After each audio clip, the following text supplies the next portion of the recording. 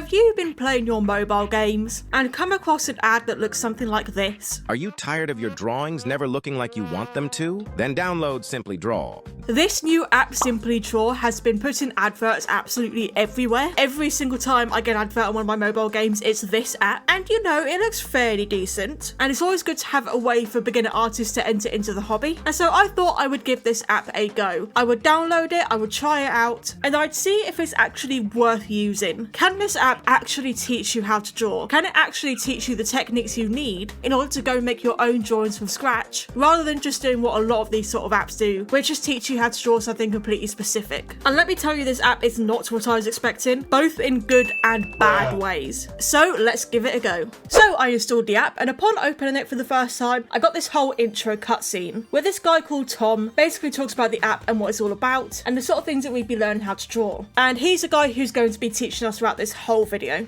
And I also want to call out this whole try it for free thing right here, because you'll see what happens in the near future. Of course, immediately it wants to know my age. I put in my name, chose a font, chose a profile picture, and of course I went for the crocodile because I love reptiles. And then my profile was all set up. And then the app went through asking me these different questions to try and figure out what I would like to draw. And I ended up going for animals because I'm an animal lover. So the app is now tailored to knowing that I want to mostly draw animals. It's all the sort of standard setup things you'd expect from an app like this. In fact, it actually goes into more detail than I was expecting, and that's not necessarily a bad thing. I think it's good that it's trying to tailor it to your own experience, because that way you're going to be more interested in what you're doing. If the only tutorials it gives you are things you don't want to draw, say I'm someone who wants to draw animals, but it starts giving me architecture and buildings to draw instead, then I'm not going to be very interested, and I don't want to learn because it's not things that I'm interested in. So it is better that it asks you these questions and tailors that towards you. Now, going into these questions, well, yes, I do have pencil and paper, but I'm not going to be using it. I am going to be doing this digitally, and that's mainly because I don't have any desk space to do that right now. I don't have any way of filming it either, so it's easier for me to do this digitally. But therefore, things are going to look different, and I am going to have to be using different techniques. But we're not looking at how well I can replicate this. We're looking at how well it can teach you. After finishing all that, we get into what I thought was the first tutorial drawing, but it turns out it just wanted me to draw a circle, which sounds simple, right?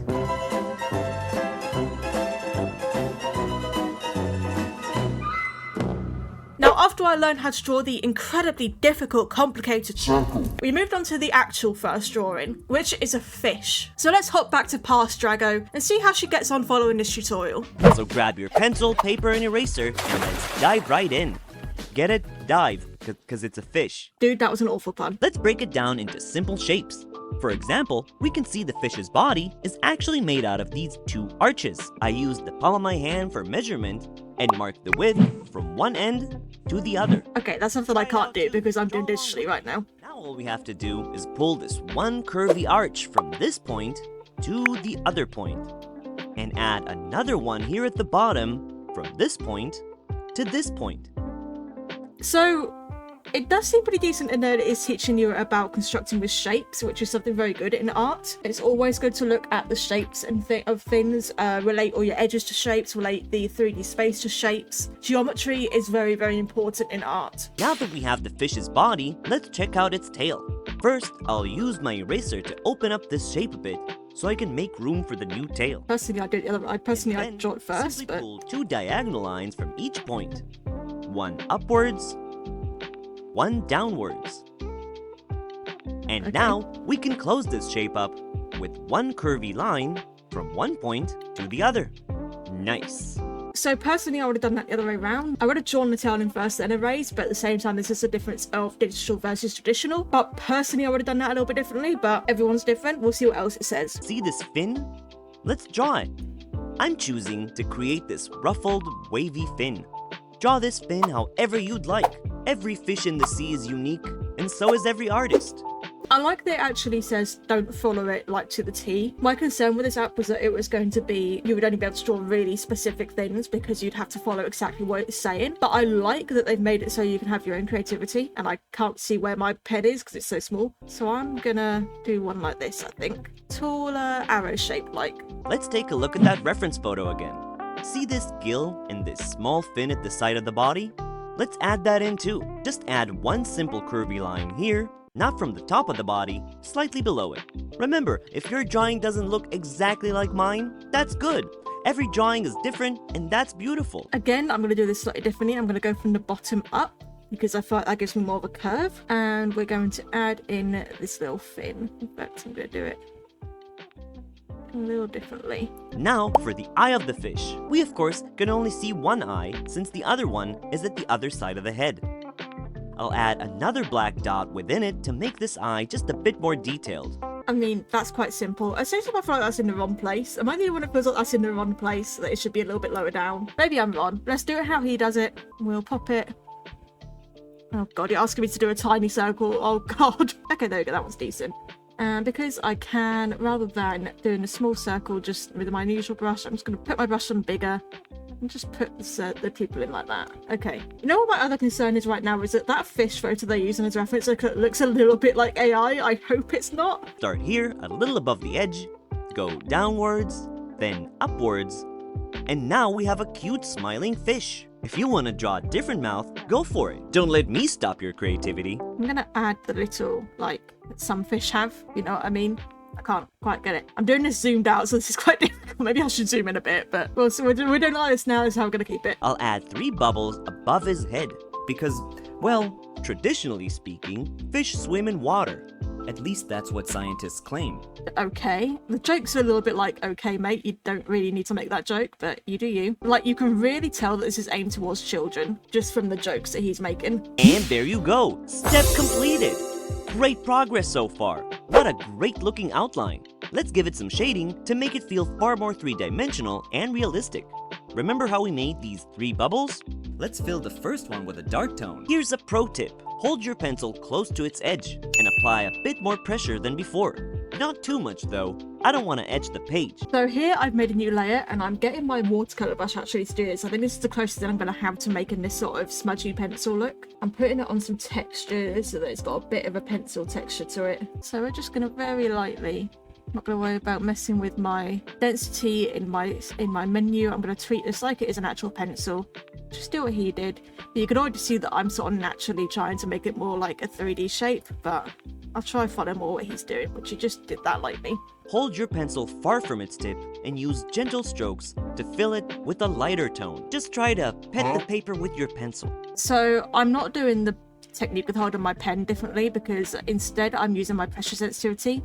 I am being very, very light on my tablet right now and just using that to fill this in with a very light tone. And I've already sort of messed it up. But that's the best part of doing this, Sherlock. Control Z. And you know, I can also make my brush a little bit bigger to make this a bit easier. So there are going to be things that I'm doing differently because I'm doing this digitally rather than traditionally. But I'm going to try follow him as closely as possible. Because mainly we're just trying to see if this app is worth you using to learn how to draw. See how I'm holding my pencil really far from its tip? I want to be as loose and light as can be. These bubbles sure are a good practice area for us. It's almost as if I planned this all along. I'm gonna start up here at the fin. Little tip, try shading in one direction. See how my strokes are in this diagonal angle? Also notice I'm holding my pencil far from its tip to keep my wrist nice and loose. When you're done with one fin, shade the bottom one the exact same way. I am like automatically trying to make the shapes and stuff like the spines of the fin. I can't help it. Just trying to follow what he's doing. I've not got the issue with having to do my strokes in the same direction.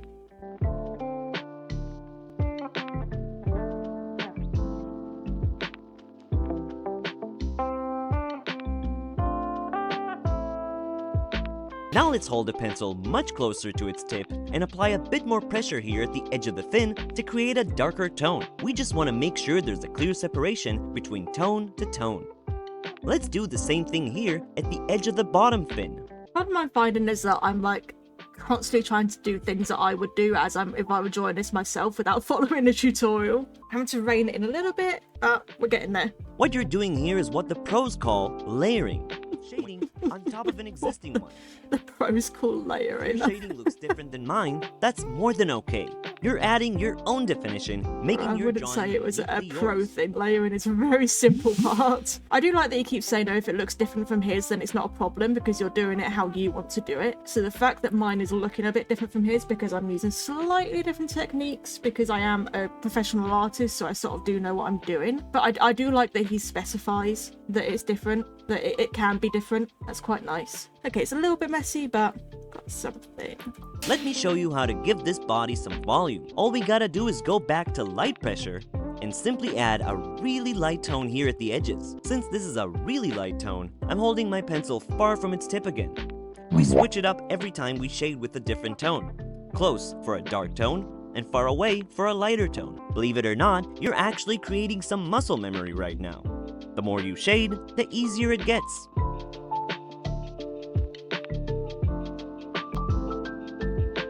Add some dark tone to the edges of the body with harder pencil pressure, creating another layer of shading. Okay, the fact that it's teaching you to layer your shading is a good thing. If you don't layer your shading, then you're going to get some really flat tones. It's always good to build up your shading as you go. Otherwise, you will end up with very, very flat looking shading and it won't look very 3D or realistic. And there you go, a beautifully shaded fish. Step completed. So I get another piece of a coin. So I assume as you go, you collect these and it's like almost like a social media. I don't know how much I like it being a social media because I do believe that aiming something towards children, but then also making it a social media is a little bit iffy. But we'll see how it goes. Maybe I'm wrong. Maybe it is just a sort of trying to encourage you sort of thing to keep going. Which if it is that, then that's great. I'm almost tempted to go for the scales one, but I do quite like the zigzag as well. So I think because mine is closer to the sort of fish that would have that pattern, I'm going to go zigzag. Let's decorate this fish with cool looking stripes. All we have to do is hold our pencil close to its tip just to give us a bit more control over it and just create this gentle zigzaggy motion. You can add as many of these as you'd like, but I think 4 would totally do the trick.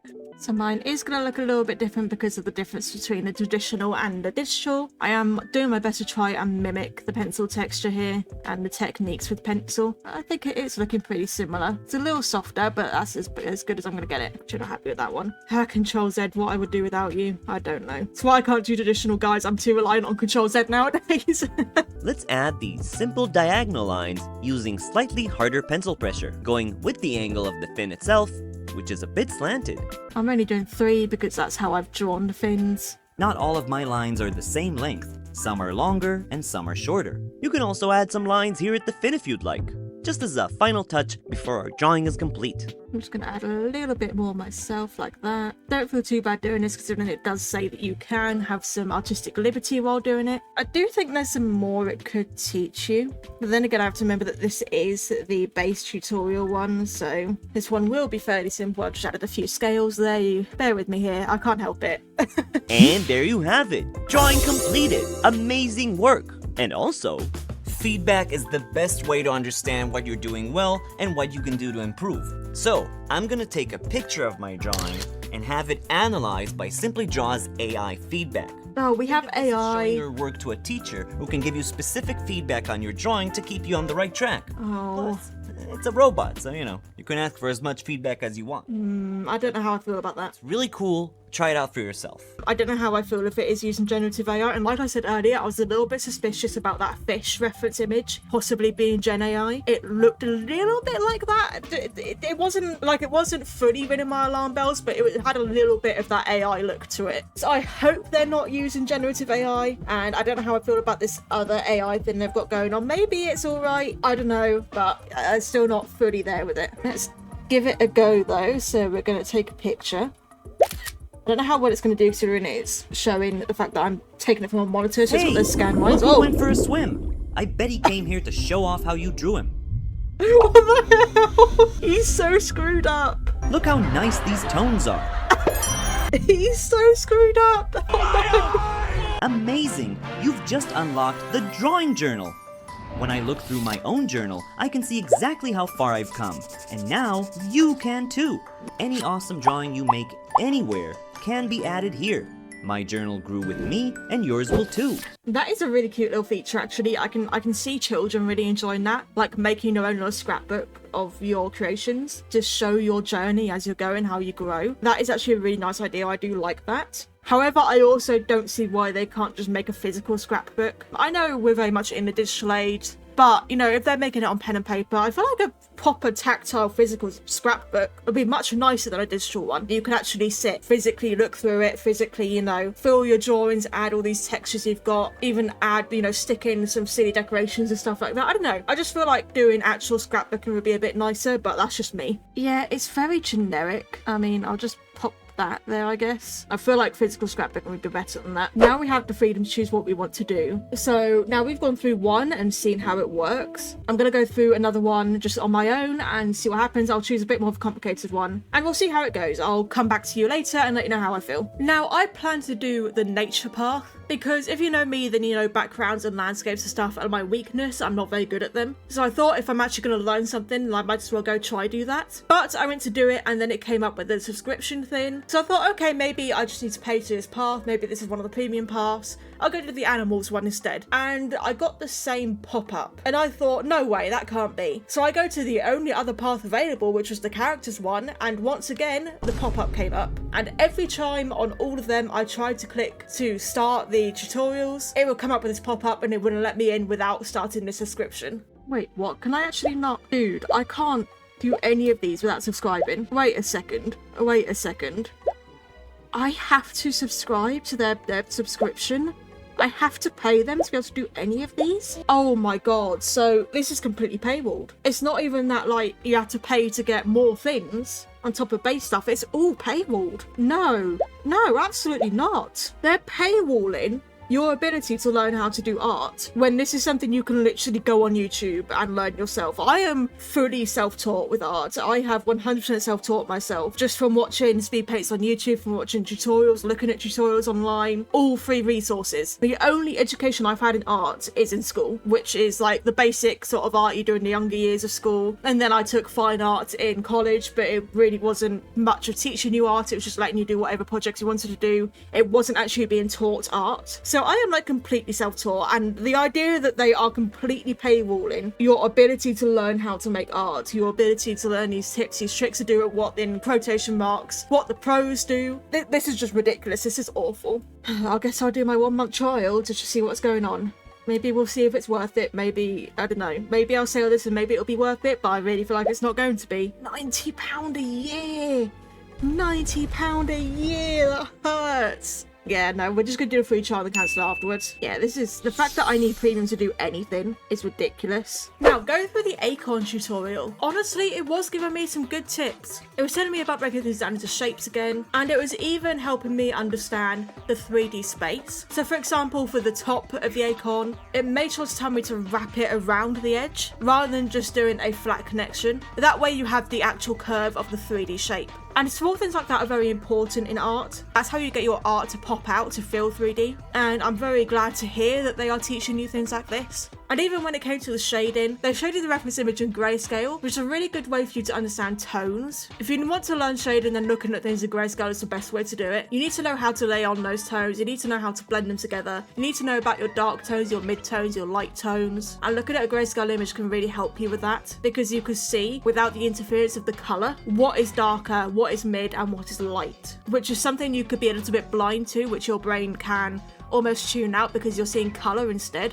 And the colour can look more saturated, which can make it look a bit brighter maybe, or darker than it's meant to be. So looking grayscale is a really good way to learn tones. However, the way Tom did this here is not the same as how I would have done it. He does it by going from dark to light. Personally, I would do this by going from light to dark. I always prefer to build up my shadows as I go, rather than gradually tapering them out. So I would have personally started with mid-tones and gone down to dark tones, rather than starting with dark tones and going up to mid-tones. But at the same time, this could just be an artist's preference. Really, both work, but for my techniques and how I prefer to do things, this wasn't the best for me, but I tried to follow him as closely as possible. There was even a point where he told you to darken a line in order to get a harder shadow, and I appreciated this because the mistake a lot of beginner artists make is to blend everything. And while blending is important important and can work for a lot of textures and a lot of shading, you do need hard shadows and hard edges as well, because not every shadow is completely soft and completely blurred. If it's a really tight dark space, that shadow is going to be really dark and a really hard edge. So I'm glad he actually taught you this here as well. Honestly, the Acorn tutorial was pretty good, and after finishing that, I unlocked something new. Congratulations! You've just unlocked the playground. Draw whatever you want. Ready to explore? Let's dive in! So I decided to have a look at the playground and see what I could find, and I immediately saw the dragon and knew I had to try that one. However, there was an issue when I opened it up. First things first, let's take a look at a reference of a dragon. Oh, that is so AI. Yeah, now look at the horns, that's AI. Oh no. They're making us reference off AI, it is AI. Because look at the horns. The horns are like, they meld into each other at the end. I mean, this horn at the back should be further forward for it to fit the 3D space, and it shouldn't be literally melting into the other horn at the end and touching it. That's not...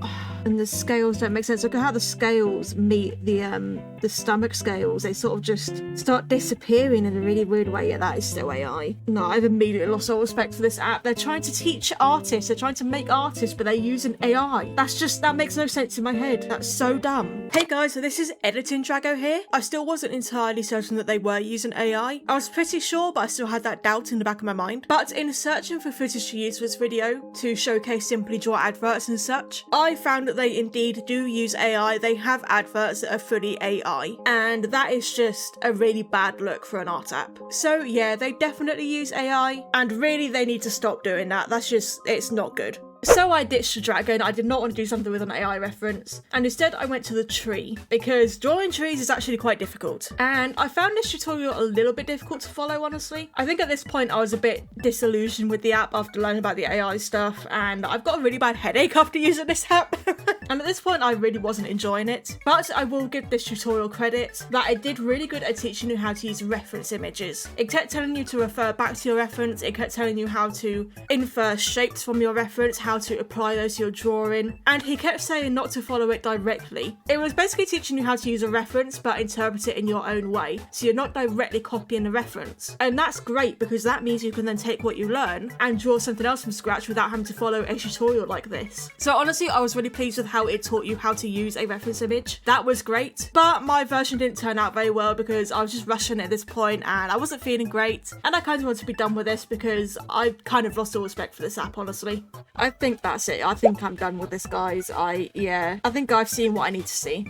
My final thoughts on this app, Simply Draw, are very mixed. On one hand, it has some great tips and tricks and techniques to teach you, especially when it comes to using shapes and learning about 3D space and how to use reference images. Going into this app, I was concerned it'd be one of those ones where it teaches you how to draw these really specific things, but then you're stuck only being able to draw that thing because the techniques it tells you are only for that specific thing, and you can't take that away and make your own drawings. It will show you specifically how to draw this, I don't know, how to draw a dog specifically, but then everything you learn is specifically for drawing that dog. It doesn't tell you how to take those techniques and use them on something else, it just tells you how to use it on drawing that one dog. So this app did really well in telling you where you can use those techniques, and it would always tell you also that it doesn't matter if your art doesn't look like what Tom is showing you, that yours can look different, that you can use different techniques, you could use different patterns, different shapes, and that you can interpret and do things creatively how you want to. And I like that. However, what I don't like, first of all, the subscription. Why do we have to pay yearly to use anything beyond the intro drawing? Maybe I'm wrong, maybe I missed something. I'm pretty sure it wasn't letting me actually move on and do any of the other drawings without paying them, and that's just absolutely ridiculous. Maybe it's like those paths that they had, the main paths that are paid for, but the stuff in the playground isn't. You can learn that for free. But the thing is, I had to do one of the drawings on the paths in order to unlock the playground, so no matter what, I had to subscribe, I had to join that in order to unlock what is possibly the free content, which makes it not free content. So it just makes no sense in my head, honestly. And also the fact that they use AI images as reference images. The fish, I wasn't 100% sure with, it sort of looked like it, but I couldn't say for sure. But that dragon, I'm almost like 90% certain is AI. If you just look at the horns and the scales in some places, it just, yeah, it's not good. And I am highly disappointed that there is an art app that is all about teaching a new generation how to draw for and it's showing them this AI slop, that's just really, really, really disappointing. And I hope this app can learn to do better because it has potential. This app really, really does have potential. What it's teaching you is great. It's just being greedy. The subscription is greedy, and they have who is supposedly a professional artist teaching you how to do these things. So why can't you have him draw the references? If you're getting these references of the dragons and other fantasy creatures that you can't have a photo reference for, and you know you could have had a photo reference for that fish, I don't know why you didn't, you could have just gone and gotten a stock image, but either way, for like the dragon, why couldn't Tom have drawn a dragon for you to reference from? I just don't get it, really. There's so many other options than using AI art, and as soon as I realised that, the app immediately lost all respect from me. So all in all, it has decent teachings, it does well at helping you learn how to do art, but there are massive downsides, and because of those downsides, I genuinely can't recommend it in its current state. If they were to improve it, if they were to make the subscription less prominent, so yes, I understand it can still be there because they need to make money, but have it so that there are free paths for you to take, there are actually things that you can do without paying, then great. They just need to do that. And just get rid of all the AI art. Obviously, we don't want that. Anyways, guys, thank you so much for watching. If you enjoyed this video, leave a like and subscribe. I'd really, really appreciate it. If you'd like another video of me testing art, apps, and programs, then do let me know. If you have any suggestions, put them in the comments down below. A huge shout out to my members, Danica Williams. Thank you so much for supporting me and the channel. And if you'd like exclusive perks such as custom emojis and badges, then hit that join button down below. And I hope to see all these wonderful people in the next video. Bye!